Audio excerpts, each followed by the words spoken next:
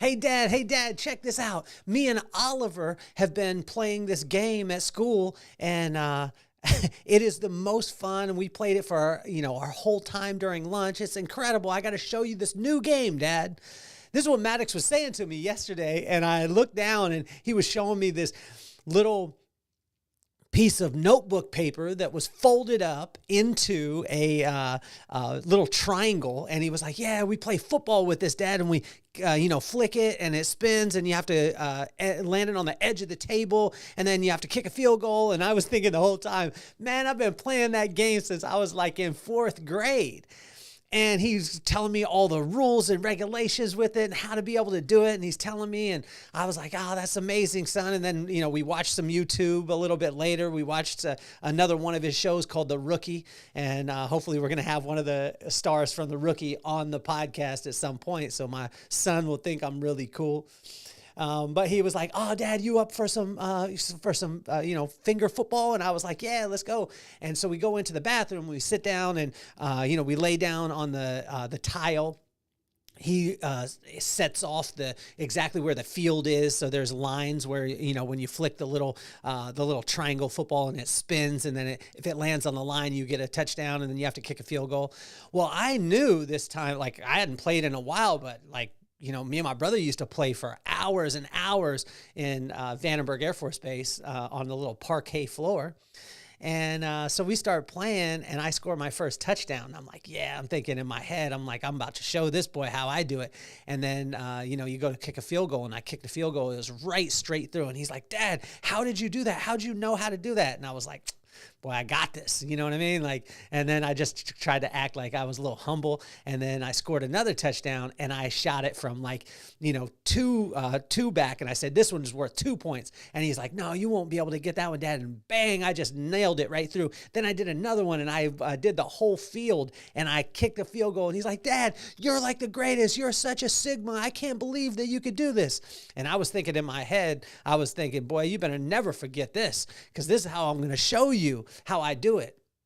And as I was waking up this morning, I went down to the beach and I was sitting, and I was realizing that, here was this game that my son had thought that he had discovered, that, he was going to teach me. And then when he showed me, and I played, I went ham on him. I tell you, I didn't ease up on him. I beat him pretty bad last night. But it was almost like I kicked in. I kicked into that. It brought me back, this nostalgic part. And what God was telling me this morning, he said, I'm patient. I will allow you to go through all the things that you need to go through. I will allow you to, quote unquote, discover something new. And when you discover my wisdom, when you discover my love, when you discover my peace, my joy, that's when I can really start to kick in. So in Proverbs 21 today, it takes us through that and helps us to understand that God is a lot like that situation last night where me as a kid, my son as a kid coming to me saying, hey, this is something new. And God just saying, that ain't new, son. But now that you know it and you're excited about it and you own it, we can start to get down to business. So why don't we get this party started?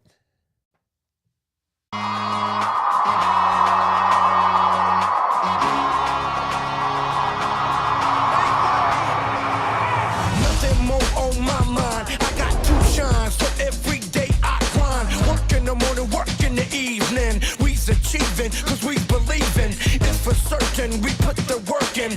We ain't stopped just because it's hurting. Right before your eyes, so it's coming to no surprise. The takeover is televised. Over and over and over again. Make no mistake, we continue to win. Defeat never known, cause I will not lose. They wanna mimic my moves, but can't walk in my shoes.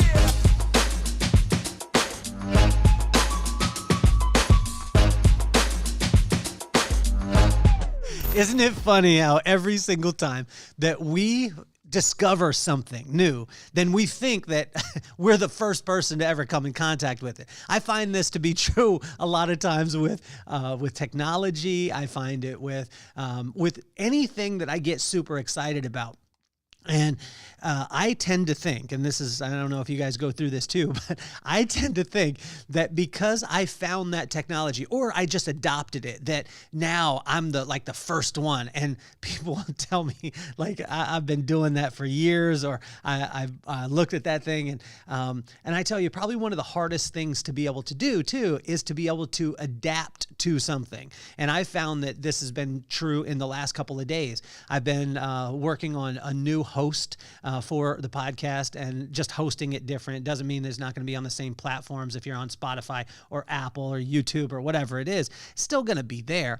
But, we've been switching everything over to Substack, and Substack has been awesome because what it gives us the power to be able to do is I've got a newsletter there that's going out, and it's actually, I'm sharing my handwritten notes from the podcast, and so all the production notes, and what I write, and it's a handwritten note of encouragement and hope and wisdom, and it's in my imperfect handwriting, right? And so I'm sharing that as the newsletter because I want it to be a connection point with every single one of the readers, that I'm sending you a handwritten note. And I tell you, if you've ever done a handwritten note, I would suggest try it today. And here's the challenge. Try a handwritten note to your spouse or to your girlfriend or to your boyfriend or whoever is important in your life. Do that today, but list off some specific things that you think are awesome about them, and then hit me back in the comments with the results of this. I have seen some of the most amazing examples of it. And we did it in our men's group, and I challenged all the guys. I said, write your wife a letter and make sure it's very specific. It's got to be, if it's specific, get even more specific. I had guys come back and say that their wife took the actual letter and framed it. And I was like, okay, did you do it again? And they were like, well, no, I haven't done it. Well, why wouldn't you do it again if you got that great of a response? But it's an amazing one. So this power of handwritten notes for me is so important to me. Well, it wasn't important back in the day, but it was forced upon me. So growing up, if you've heard the story before, bear with me if you haven't heard it. When I was growing up in fourth grade, my dad got involved in a what we call a pyramid scheme back in the day. Now it's an MLM, but it was a millionaire course, and the millionaire course taught you to buy the course for $4,500, of which he didn't have. At the time, he made about $800 a month. So you buy the course for $4,500, you listen to the course, and the course teaches you how to sell that course to other people to become a millionaire. But what was great, I don't know if there was anything great at the time, but one of the million things that he did was a part of the course was that you had to take 10 pages of notes a day. Well, my dad forced this upon me and my brother in fourth grade. Before I could go out and play, I had to do 10 pages of notes on a millionaire course, listen to these silly cassette tapes. And when I would write, it said 10 pages of notes, but it didn't say how many words you had to write. It didn't say how many, if you could skip lines, all those things. So I just basically made up the rules that hadn't already been established. So I did what I needed to do, the 10 pages of notes, but I skipped lines and I wrote really big, and I didn't have that great of handwriting, and I was very self-conscious of my handwriting, but I knew if I could write big and skip lines, I could go out and play. Well, my brother got mad at me because of this, because he had really nice, neat handwriting, and he would write it really nice, everything like that. And I remember as I went, I didn't really care that much. I would be able to go out and play, but I was very self-conscious about my writing. And I remember going to my pops and saying, I feel so weird about my writing. I'm self-conscious of it because he told me to write something. And I said, Dad, I'm embarrassed of my writing. And he said, boy, that's your art. And he said, it's signature to you. Nobody else can do it like you do it. And I was like, wow, Pop, this is so amazing. And people were like, wow, did you really, dive into your art? And I was like, nah, I just fell in love with it. And then nobody else had a challenge with it. And what I learned in that lesson was most of the time, the things that we have challenges with or are self-conscious about, nobody even cares. But once we become okay with them, then nobody has a problem with them anyway, because the only person that did have a problem was us. But that to be said, I started my Substack because I wanted to do a newsletter and I wanted to share my own handwriting, because I wanted people to realize that it doesn't have to be perfect to start. You don't have to be perfect by anybody's standards. It just needs to be signature to you. And so this newsletter is my handwriting, and I'm writing a handwritten note to you. It's on Substack. You can check it in the bio. It's incredible. Now that's a long version here of why I was doing that, but the reason why I was telling you is because, we've been switching everything over to Substack, and it's something new. And in something new, like I got a little self-conscious. My process wasn't exactly the same. And then I started to realize, and God started to help me to realize that, you know what, whenever you start anything or you adapt to something new, you're never going to be great at it. Right. And, with my son, he got this little paper football game. And he was like, yeah, me and my boy, we've been playing for the last couple of days, everything like that. Well, see, I had been playing that for years and years. So when we started playing, I was like, man, I'm going in. And I just started handling him. And what God wants us to realize in this situation is when we discover his love, it doesn't mean that we're the ones that founded it. That love has already been there. We just started to understand it, or it started to become important to us. And then he could start cooking with some gas. And so I want to encourage you, if you are starting something new, don't give up on it. Work it through. It's going to be okay. This Substack thing is incredible. It's, Creative Click that is helping me to be able to do it has been awesome. So you guys have the availability to be able to get the handwritten notes right to you. And I do them on my Remarkable there. But in Proverbs 21 today, I just wrote down that it reminds us that God's patient with us, and when we finally get excited about his wisdom, he will bring out the big guns. You see, I brought out the big guns last night when I was playing this little paper football with my son. I was kicking field goals from like full length field. I was doing all the stuff, and he was like, "Dad, I can't even believe this." And he said to me, he's like, "Dad, you got you're a Sigma." And I was thinking in my head, "Yeah, boy, you better recognize your pop has got game. I should have been in the Hall of Fame." And if you would have saw his uncle, though, his uncle was even better. His uncle used to whoop me in paper football in the hallway on the floor. We used to play for hours. But it's incredible with a relationship with God, because literally, like, he's already got all these things in play, and he's just waiting patiently for them to become, important to us. And once that happens, it's amazing what he can do. So in Proverbs 12, it runs down, and it was interesting to be able to see all the principles that he laid out 3,000 years ago that, throughout our life, and a lot of times we're hard-headed, or maybe it's just me, we're hard-headed, so we don't take these things on, right? And then when we find them, they become so important. We read a book, and it's like, oh my gosh. And then we just, have this epiphany. We read a book, we go to a retreat, we go to an experience, all these things. And God is just patiently waiting, saying, yeah, I wrote it 3,000 years ago. I've been waiting for you to be able to start to apply it in your life. And so, in verse 1 and 11, he already knows. And when we let him, he will keep us refreshed.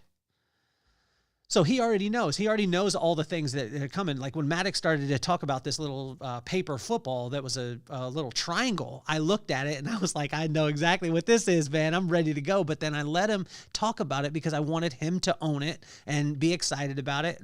Although then when I started whooping him, then he recognized that Pop's got game. You know what I mean? I think that skill is transferable too. So if you're out there and you're looking for a paper football champion or coach, I'm your guy. I would love to be inducted into the Hall of Fame. So in verse 1 and 11, he already knows. And when you let him, He will keep you refreshed always. And imagine this. Imagine if we could be refreshed every single day as we go along.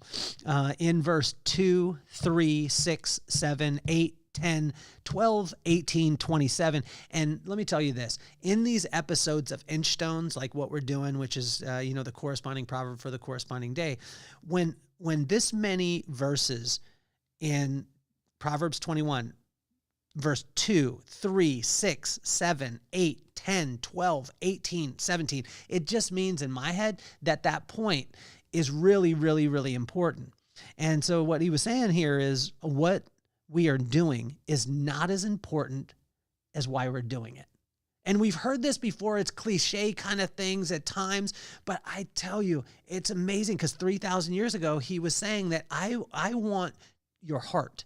I don't want your hands. Your hands doing the things is not as important as why you're doing it, what's in your heart. So he's looking to your heart. And a lot of times as human beings, we're looking to our hands. What did we actually do? What is the results of it? But God is saying, no, I want your heart. And once I can grab your heart, I'll align your mind, I'll align your hands, I'll align the heart, I'll align the mind, I'll align the skills, and then the vibe will become irresistible.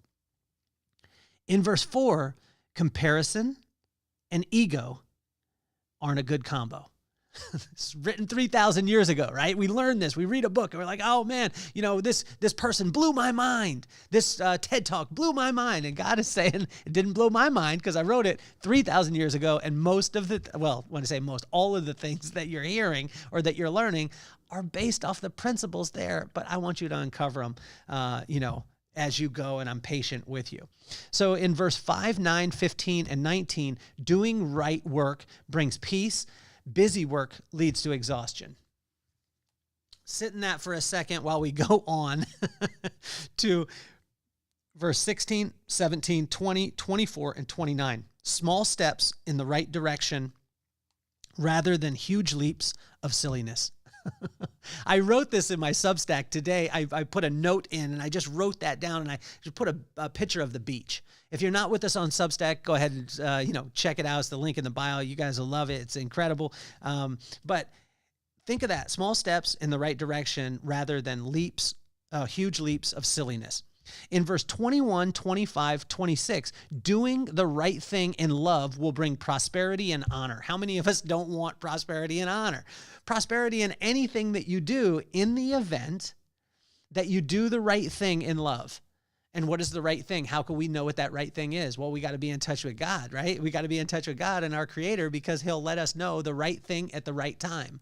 Because it's not about the ritual or the religion. It's about the relationship, and a relationship is constantly fresh, and He'll keep you fresh when you're connected to Him. So in verse 22, wisdom will break barriers.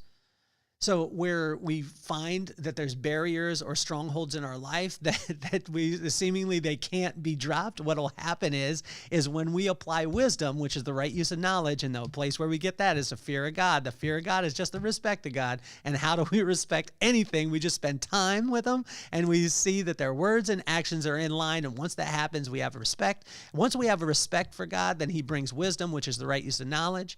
Once He brings that wisdom in, and we have the right use of knowledge, then He can apply knowledge, and He can bring understanding and insight and discretion, and then discernment, and then discipline, and then strength, and bring us right back to the respect of God, which will give us more wisdom. Bang, bang, biggity, bang, right? So in verse 23, speak life in all situations. This was a thing that my pop said to me all the time. Boy, they will only react the way that you react. So speak life to them. And if you speak life to them, what you'll start to see is people around you start to speak life to each other, and then people start to lift people up. And it's incredible when this happens. And here we go. In verse 28, listen hard and speak soft.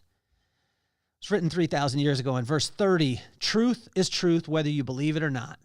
And what God is saying is like, it's been there. Like, you may be discovering it, but it just means that you're uncovering something that's already there. And he's very patient with us. He's not patronizing us, anything like that. He's very patient with us. But just like my son, finding out about this paper football or this finger football that we were playing yesterday for an hour in the bathroom, which brought so much joy to me. It was so incredible to be able to spend that time with my son. And I tell you, it felt good that he was like, Dad, I didn't realize that you were this good. Boy, you better recognize. Bring on all your friends. I'll show them all how we do things around here. But truth is truth, whether you believe it or not. And what God's waiting on you, and he's patient, is just to believe it. Just believe it. In verse 31, wisdom is patient, and when it becomes important to you, it will kick into gear. And so God is so patient with us. And he will allow us to go wherever we need to go to be able to learn whatever we need to learn. But what's amazing is when we learn it, which I'm turning 50 next year, and I'm like, oh, wow, I'm having these epiphanies and all these things. And God is like, it's not news to me. When Maddox showed me that little paper football, it wasn't news to me. I was just like, yeah, let's go, boy. Let's do it now, because now you're aware of it. It's important to you. So let's go. Last night on the bathroom floor, flicking a folded up piece of paper brought overwhelming joy to me. Not only did I get to spend time with my 13-year-old son, I got to show him that his dad still has all the game. See, God is waiting for us to discover all the games that he created so he could show us that he is the Sigma with all of the Riz. My daughter is probably going to turn the podcast off just because I said those two words, my son too. But I tell you, lock in today. Read Proverbs 21 today. It has so much wisdom inside of it and has so many principles that we can apply in our life today. I want to thank you guys all. We didn't do a drop a podcast yesterday, and the reason why, because we've been working with a little bit of technical issues, things like that, and we just transferred over to hosting it on Substack, which is awesome. So I want to thank all of you. Thank you to all of you who have subscribed already on Substack, and we're going to continue on with that, which will be great. I want to encourage you, if you are starting something new, don't quit before you become proficient at it. Once you become proficient at it, my pops would say, first you gain competence, then you gain confidence, then you can cop an attitude. And, so make sure that you push through. And just because there's a little bit of resistance doesn't mean that it's the wrong thing to do. But the way that we can find out what the right thing is to do is stay in touch with the one who created us in the first place. This has been another episode of Inchstones, Proverbs 21. I love you all. Thank you so much for tuning in. You all are absolutely amazing. I appreciate you more than ever. And thank you for allowing me to show you my handwritten notes in Substack that are imperfect, but I promise you, I will always do them from my heart. Have a wonderful day. My name is Kelly Cardenas, and I'm officially off the hot seat. Peace, love, and soul.